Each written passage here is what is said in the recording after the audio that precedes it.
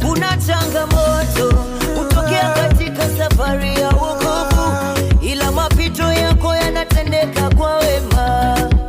Piga simu, pigia rafiki zako simu wote leo, uambie una shida sana, unahitaji sapoti.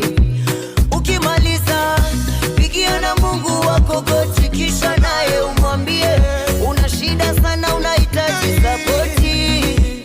Hapo ndipo utaona nani anayekutania, atakaye kusaidia.